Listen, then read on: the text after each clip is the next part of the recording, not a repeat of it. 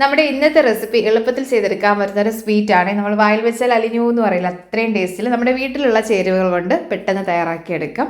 ഇപ്പോൾ ഒരു ചെറിയ ബൗളിലെടുത്തിട്ടുണ്ട്. നമുക്കിതിലേക്ക് 2 മുട്ടയുടെ മഞ്ഞ മാത്രമായിട്ട് എടുത്തിട്ടുണ്ട്.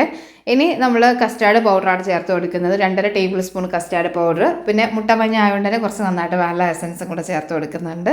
ഒരു 1/4 കപ്പ് പാലും കൂടി ചേർത്തിട്ട് നല്ലപോലെ ഒന്ന് മിക്സ് ചെയ്തിട്ട് നമുക്ക് മാറ്റി വയ്ക്കാം. ഇനി വേണ്ടത് പാലാണ് കേട്ടോ. അപ്പോൾ ഞാനിവിടെ ഒരു 2.5 കപ്പ് അളവിലാണ് പാലെടുത്തിട്ടുള്ളത്. ഒരു കപ്പ് വന്നിട്ട് 250 ml ആണ് കേട്ടോ അളവ് വരുന്നത്.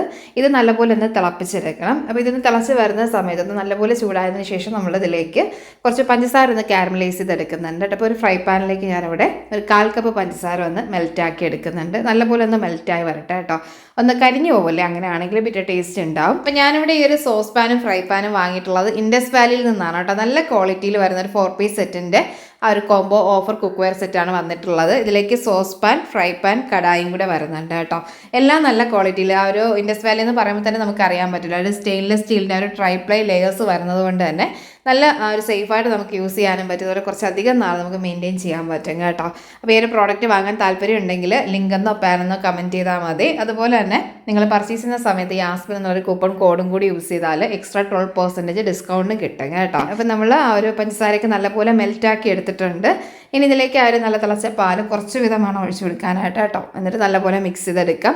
ഇനി ഇതിലേക്ക് നന്നായി ചൂടായി വരുന്ന സമയത്ത് തന്നെ ആ ഒരു കസ്റ്റാർഡിൻ്റെ മിക്സാണ് കേട്ടോ ഒഴിച്ചു കൊടുക്കുന്നത്. കുറച്ച് വിധം ഒഴിച്ച് കണ്ടിന്യൂസ് ആയിട്ട് ഇളക്കിയെടുക്കാം. ഇതുപോലെ നല്ല തിക്കായി വരുന്ന സമയത്ത് നമ്മളൊന്ന് മാറ്റുന്നുണ്ട്. എന്നിട്ട് ടോപ്പിലേക്ക് ഞാനിവിടെ കുറച്ച് ബൂസ്റ്റും കൂടി കൊടുക്കുന്നുണ്ട്. നല്ലൊരു ടേസ്റ്റ് കിട്ടും. അല്ലെങ്കിൽ ഇൻസ്റ്റൻറ്റ് കോഫി പൗഡർ ഉണ്ടെങ്കിൽ അതെടുത്താലും മതി കേട്ടോ. ഇത്ര അധികം ചേർക്കരുത് കേട്ടോ, കുറച്ച് മാത്രം ചേർത്താൽ മതി.